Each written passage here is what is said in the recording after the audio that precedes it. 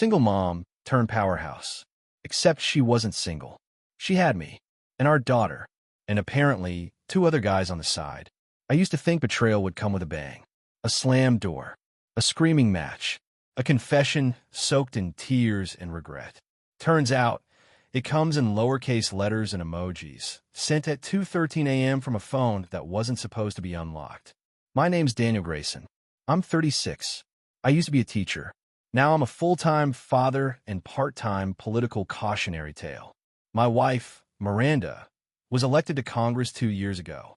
She was the rising star, the youngest woman in the house, the one with the perfect smile and the relatable backstory. It started small. Always does. She began taking her phone with her everywhere. Bathroom, basement, even the laundry room. I joked once, "You texting the president or just hiding your Candy Crush addiction?" She laughed, but it was the kind of laugh that ends too fast. Then came the late nights. Donor calls, she said. Campaign strategy. I believed her, because that's what you do when you're married to someone who can lie without blinking. One night, I asked her straight up, "Why are you always on edge when I walk into the room?" She didn't even look up from her phone. "Maybe because you walk in like you're checking up on me." I said nothing, just stood there, holding our daughter's bottle, feeling like a guest in my own house.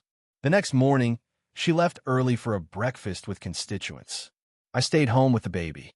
She spit up on my shirt, and I didn't even flinch. I was too busy staring at the empty side of the bed, wondering when it'd stop being ours. That night, I saw the message. She'd left her phone on the kitchen counter, unlocked. Maybe she was tired. Maybe she wanted to be caught. Or maybe she just didn't care anymore. The screen lit up. A message from someone named Jay. "You promised Friday." I already got the place. I didn't touch the phone. Just read the preview. Then another came in. "Don't ghost me now. You said you'd bring wine." I picked up the phone, opened the thread, scrolled, and scrolled, and scrolled. Over 2,000 messages. Photos, videos, voice notes. She called him baby. She told him she'd never felt this alive.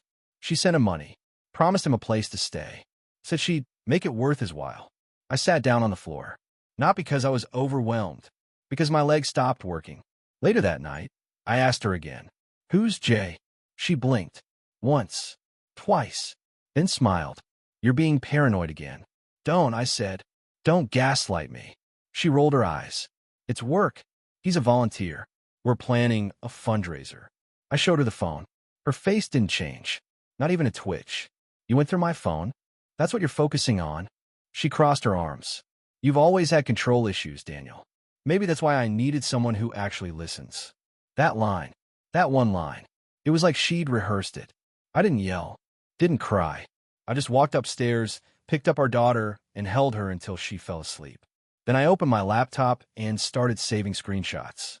The next morning, I called a lawyer. "Do you want to confront her first?" he asked. "No," I said. "I want to be ready when she tries to spin this." He paused. "You think she will?" "She's a politician," I said. "She'll spin it before I finish this sentence." I also called a journalist I knew. He'd written about corruption, campaign fraud, and one senator's secret second family. I sent him the screenshots. He called me back 20 minutes later. "This is real. Every word." He whistled. "She's done." "Not yet," I said. "But she will be." That night, Miranda came home late. Said she was at a policy dinner. She smelled like wine and someone else's cologne. She kissed our daughter on the forehead, then looked at me. "You're quiet." I nodded. "Just tired." She smiled. "You should get more sleep. You're starting to look like a martyr." I wanted to say something. Anything. But I didn't. Because I wasn't ready. Not yet. Instead, I watched her walk upstairs. Her heels clicking like a countdown. I slept on the couch. The next morning, the article dropped. Front page of a major outlet. Her name. Her messages. Her face. She came downstairs holding her phone like it was on fire. "What the hell is this?" I didn't answer. "You leaked this." Still silent. "You just destroyed my career." I looked at her. Really looked. And for the first time, I didn't see my wife. I saw a stranger in a tailored suit, holding a baby like a prop. "You destroyed it," I said. I just turned on the lights. She stormed out. Slammed the door. Our daughter started crying upstairs.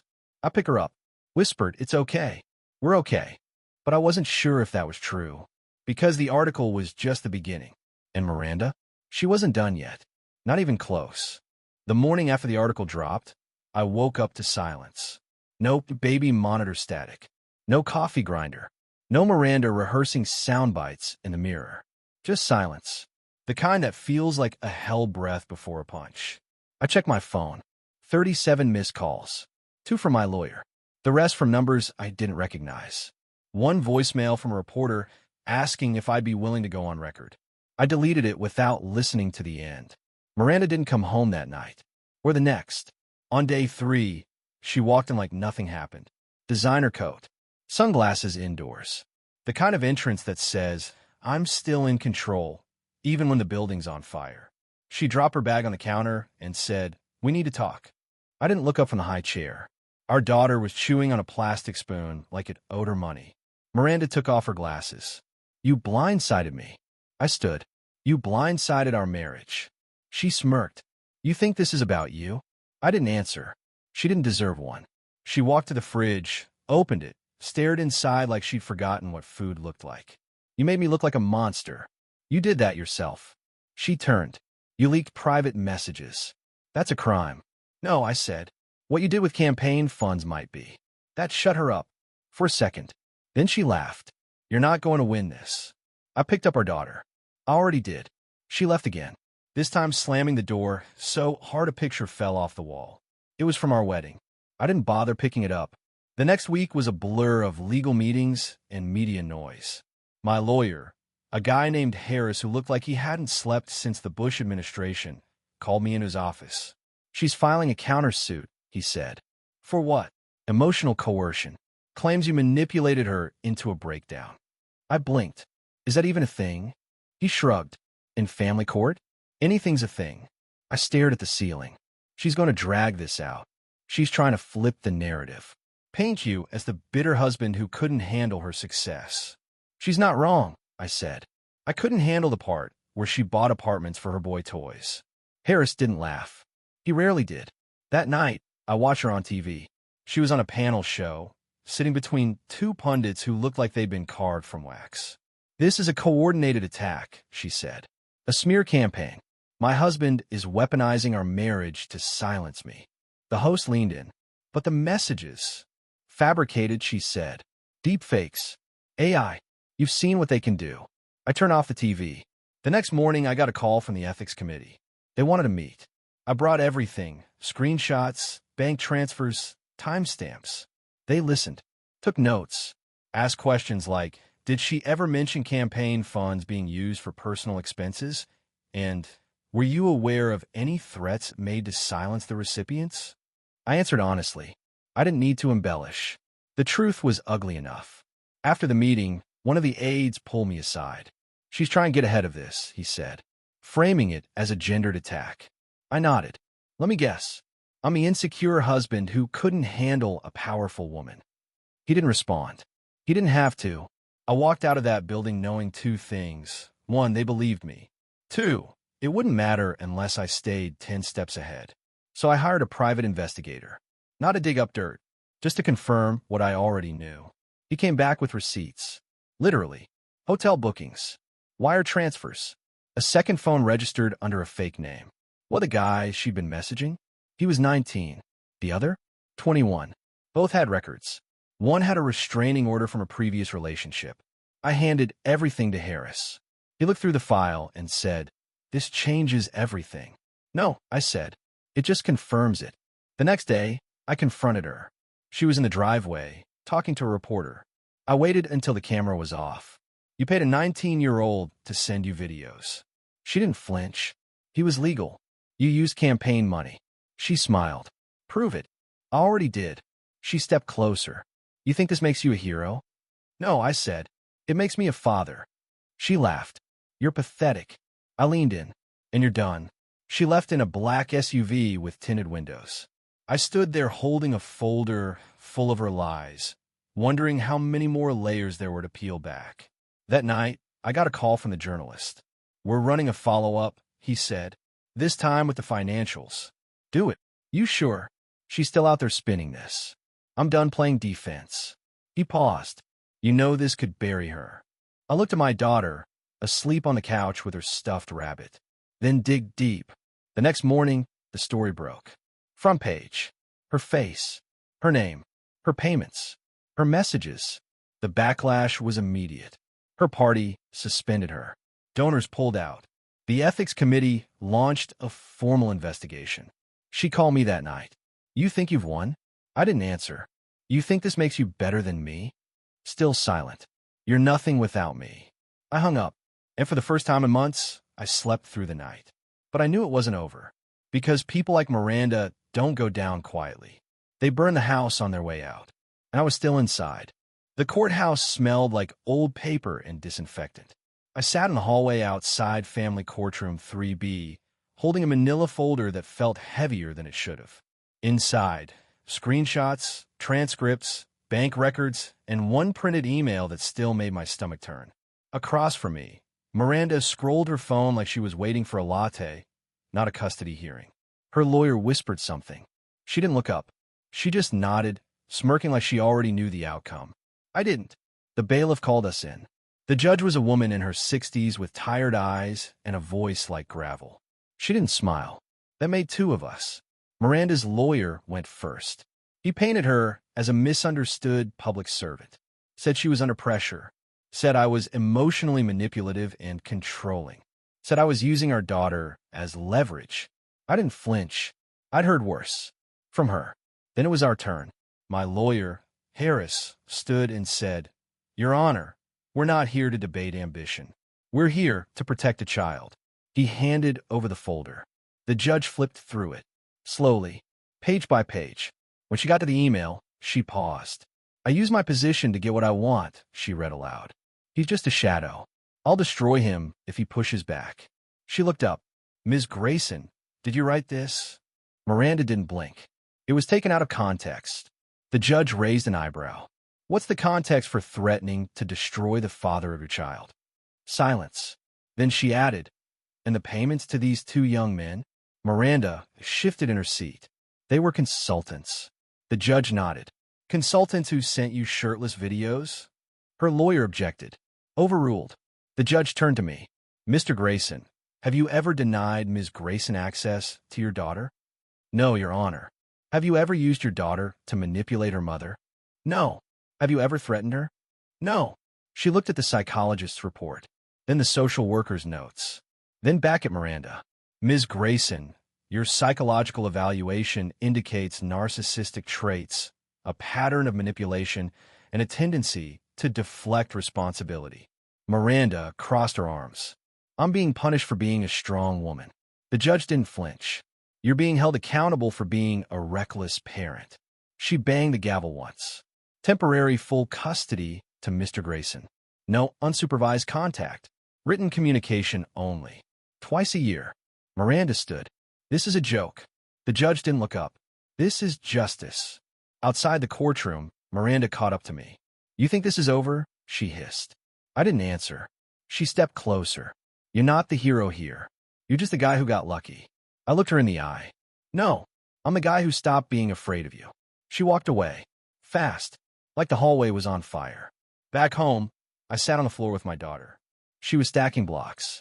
I was trying to remember how to breathe. Later that night, Harris called. She's appealing. Of course she is.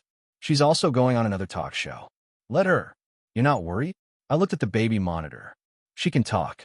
I've got proof. The next week, the appeal was denied. The judge upheld the ruling.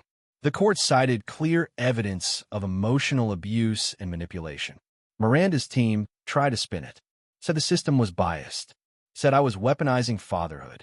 Said I was erasing a woman's voice. But the public wasn't buying it anymore. The emails leaked. The payments. The second phone. The fake name. The 19-year-old consultant who gave an interview and said, She promised me a job. I didn't know she was married. The backlash was brutal. Sponsors dropped her. Her party distanced itself. Her campaign manager resigned. She went quiet. For a while. Then, one morning I got a letter. Handwritten. No return address. It was from her. She said she missed our daughter. Said she was sorry. Said she was working on herself. Then she added, You'll never be able to protect her from who I am. I burned the letter. Because I wasn't interested in apologies. I was interested in peace. And for the first time in a long time, I almost had it. But then the phone rang. It was Harris. "You need to see this," he said. "What now?" She filed a motion. She wants full custody reinstated. I laughed. Not because it was funny, because it was insane. "She's not done," he said. "No," I said. "She's just getting started." And so was I. I never planned to run for office. I planned to teach history, coach soccer, and maybe retire somewhere quiet with a porch swing and a dog that didn't bark at the mailman. But life doesn't care about your plans. It hands you a mess and dares you to clean it up. The day I filed to run for Congress, I wore the same jacket I'd worn to family court. Not for luck, just because it still smelled like resolve. The press called it a bold move. I called it survival. At the first town hall, someone asked why I was doing this. I said, because I'm tired of watching people like her get away with it. They clapped, not because I was polished, because I was angry and honest and maybe a little broken. The campaign wasn't slick. No big donors, no flashy ads, just me, a few volunteers, and a slogan I scribbled on a napkin: "Justice isn't a privilege. It's a right." I told my story, not the sanitized version, the real one, about betrayal, about manipulation, about a system that looked the other way until it couldn't anymore. Some people said I was exploiting my pain. I said, "You ever try living with it?" One night, after a debate, a woman in her 60s pulled me aside. "My son went through something like this," she said. No one believed him. They laughed. I nodded. They laughed at me too. She squeezed my hand. "Don't stop." I didn't. I filed a formal complaint with the party's ethics committee. Attached every document, every ruling, every quote from Miranda's own mouth.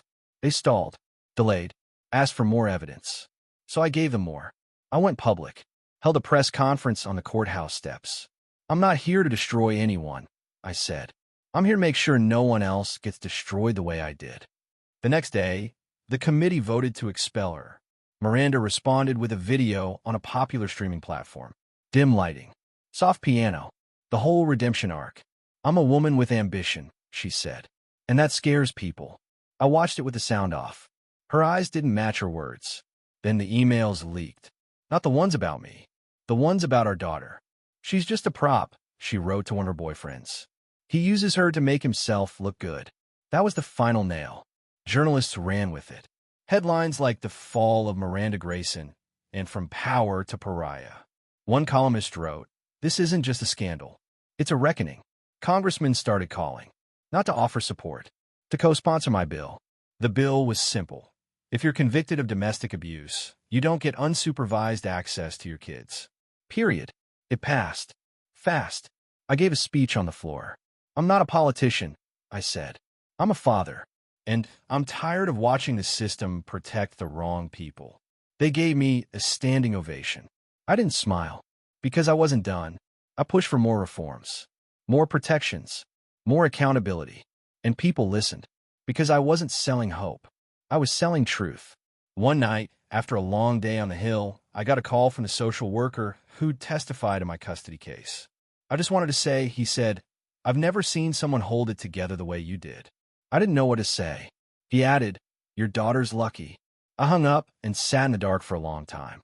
Not thinking, just breathing. Miranda disappeared from the spotlight. Moved to another state. Changed her name. Gave one last interview.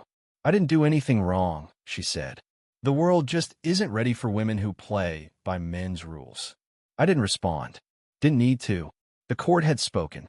The party had spoken. The people had spoken. I got full custody. Compensation. The house.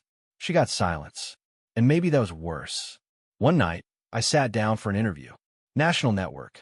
Big audience. The host asked, "Do you feel like you won?" I shook my head. "I didn't win," I said. "I survived. And now I'm trying to make sure no one else has to survive what I did." He leaned in. "What would you say to her if she were watching?" I looked into the camera. Nothing. Because sometimes silence is the loudest thing you can say. Afterward, I walked home. No security. No entourage. Just me in the night. My daughter was asleep on the couch, clutching her stuffed rabbit. I kissed her forehead and whispered, "We're okay." And for the first time, I believed it. But then the doorbell rang. And everything changed. The doorbell rang at 9:42 p.m. I was in the kitchen, rinsing out a thermos. My daughter had fallen asleep on the couch again, wrapped in a blanket that still smelled like her shampoo. I dried my hands, walked to the door, and opened it without thinking. She stood there. Miranda. Hair shorter, eyes duller. No makeup, no entourage. Just a woman holding a manila envelope, like it weighed more than her past. "I'm not here to fight," she said. I didn't answer. She looked past me, toward the living room. "She asleep?" I stepped outside and closed the door behind me. "What do you want?" She held out the envelope. I signed the final custody papers. No more appeals. No more letters. I took it. Didn't open it. She looked down at her shoes. "I lost everything." I nodded. "You earned it." She flinched. I thought I was doing what I had to survive. "No," I said. "You did what you wanted, and you thought no one would stop you." She looked up. "Do you hate me?" I thought about it. About the nights I didn't sleep. About the therapy bills. About the way our daughter asked, "Why doesn't Mommy come anymore?" "No," I said. "But I don't forgive you either." She nodded. "Fair." Then she turned and walked away. No drama. No last words. Just footsteps fading into the night. I stood there for a while, holding the envelope. Then I went inside, kissed my daughter's forehead, and put the papers in the drawer next to the birth certificate and the custody ruling. The next morning, I made pancakes. She asked for extra syrup. I gave her 2. Later that week, I gave a speech at a conference on family justice. They introduced me as Congressman Daniel Grayson, advocate for survivors of emotional abuse. I told them the truth. I didn't want to be here. I didn't want to be a symbol. I just wanted to be a dad. They clapped. I didn't smile. Afterward, a man in his 40s came up to me, said his ex-wife used to throw plates and then blame him for the mess. I thought I was crazy, he said. "You weren't," I told him. "You were just alone." He nodded. "Not anymore." That night, I started writing again. Not speeches, not policy. A book about what it means to lose everything and still find something worth holding on to. I called it The Quiet Fight. It wasn't about revenge. It was about clarity, about how sometimes the loudest thing you can do is stay standing. The book hit shelves 6 months later. It didn't top charts, but it found its people. I got letters, emails, men who said, "I thought I was the only one." Women who said, "I saw myself in your daughter." I read every one. I also started a foundation. Small at first, just a few volunteers and a hotline. Now it's national. We help men navigate custody battles, emotional abuse, and a legal maze that no one prepares you for. We don't promise justice. We promise not to let them go through it alone. At home, life got quieter. I packed lunches, drove to dance recitals, sat through PDA meetings where no one mentioned politics. One night, my daughter asked, "Why don't you ever talk about Mommy?" I paused, because some stories don't need to be told twice. She nodded. "Okay." Then she went back to coloring. I watched her for a while. The way she held the crayon. The way her brow furrowed when she focused. I didn't win, but I didn't lose either. I rebuilt, and that's harder. People ask me what I learned. Here's what I tell them. If something feels wrong, it probably is. If someone makes you feel small, it's not love. And if you're standing in the rubble, don't wait for someone to rescue you. Start digging, because the truth, it doesn't save you. It gives you the shovel. And sometimes that's enough.